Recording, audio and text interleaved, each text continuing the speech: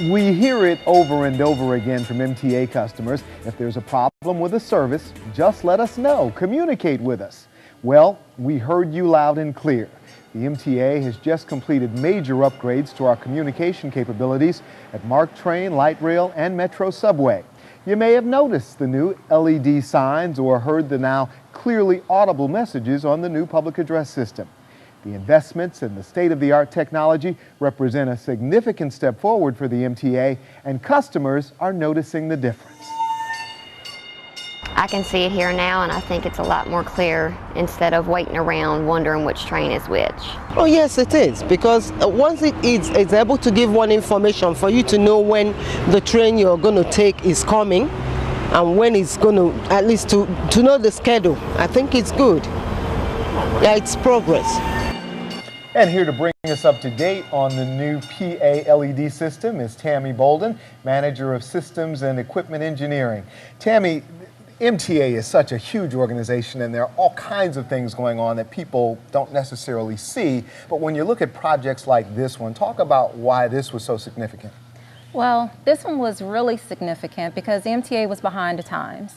And the one thing that we wanted to do was to make sure that we were compliant with the Americans with Disabilities Act, which basically means that whatever messages are being announced, you have to be able to display it as well, because you have to make sure that you're compliant with your visually and hearing impaired customers. So as you notice, looking at the light rail, the metro, and the MARC stations, you'll notice that any type of message that's being announced is also being displayed on the LED signs. That had to be a huge investment for the organization. It was, but it was necessary. Yeah.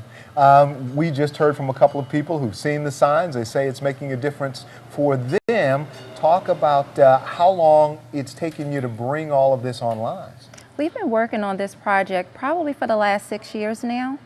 So what we tried to do was we tried to combine the projects all together by doing one specification for light rail, metro, and MARC. And then we found that was a little bit too much, so then we broke them out because we had to do the projects based on the funding levels for each of the modes. So about 6 years is how long we've been working on it.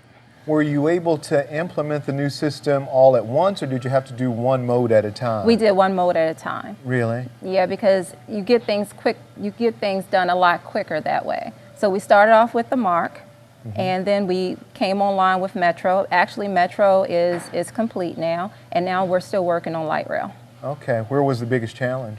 The biggest challenge was really with light rail in the CBD area because of the communications, and we had to make sure that we had fiber connectivity in order for us to be able to have communication at the platform level. What kind of information can people expect to see on these signs? Basically, you get all of the service announcements such as disruptions in service, delays, Amber Alerts is a key. Also, if there's an elevator or escalator that's out of service, and of course for evacuation purposes. Okay. And coming up soon is we're going to be able to do next train arrival. I was going to say, that is the thing that everybody is looking forward to, where you'll actually be able to look at one of those signs or on your cell phone get information about when that next vehicle is going to arrive. Talk about how that is changing public transit. It's changing public transit in a huge way. You have other transit properties around the world that's already embraced this technology, so it's not new for us. So one of the biggest factors is a lot of customers, you know, sometimes you don't feel safe waiting in a metro subway station or waiting at a bus stop. So it makes you a little more, it gives you that warm and fuzzy feeling that, okay, this train is going to come at this time, so I don't have to wait out here that long. Yeah, it's a tremendous tool for planning. You may be at work trying to get some last-minute stuff done, and you know exactly when that vehicle is going to arrive. So now, give us an idea of when we might see that next vehicle service arriving on the scene. It should be here in March of 2014. March of 2014, yes. We'll be able to look at a cell phone and know when the next bus is going to arrive. On the cell phones, on the MTA website, and on the LED signs. Huge development, and we can't wait for it to get here. Me neither. Tammy, thank you so much for coming in. No problem. Thank you for having me. All right. Well, when it comes to police work, MTA officers not only protect and serve, they also actively engage the community. One of the ways they do that is through events like the Special Olympics.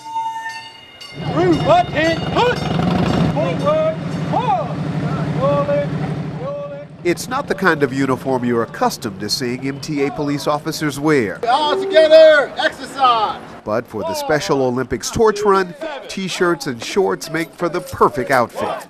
Thanks to the support of agencies like the MTA, no state has more involvement in the Special Olympics Summer Games than Maryland. The partnership that we have with law enforcement, specifically here at the MTA, is very powerful for our movement, beneficial for the athletes, the law enforcement officers involved. It's amazing to see and amazing to be part of. This year, more than 24 MTA police officers would participate in the torch run, from the Reisterstown Metro Station to the MTA Police Department's Northern Division. While some participants would run the course, others supported the effort by walking. We've actually done our own leg for the last 3, but we participated with other legs prior to. And it is, all of the participants are days off and they volunteer to come out and do it. And we really enjoy it. The actual event has runners and walkers. We walk about 1.5 miles, run the same. And it's a good day, to come out and show support for Special Olympics. Supporting efforts like the Special Olympics is the kind of police work that often goes unnoticed, says MTA Police Chief Colonel John Gavrilis.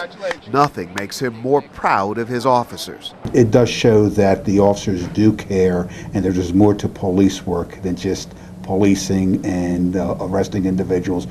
Much of police work is what you see is being done today is reaching out to the community that we serve. And as much as they appreciate the support of volunteers like MTA police officers, organizers of the Special Olympics say more help is needed. It does not end here. Summer Games is our biggest, it's our flagship event, I think might be the right word for it. But we do sports year-round. We have 3 sports seasons in Maryland. We offer 24 sports. And if you would like to support the Maryland Special Olympics, they would love to hear from you. The number to call is 410-242-1515. Coming up next, a few good reasons to park your car and hop on board transit for your next commute. Stay with us. We'll be back in just a moment.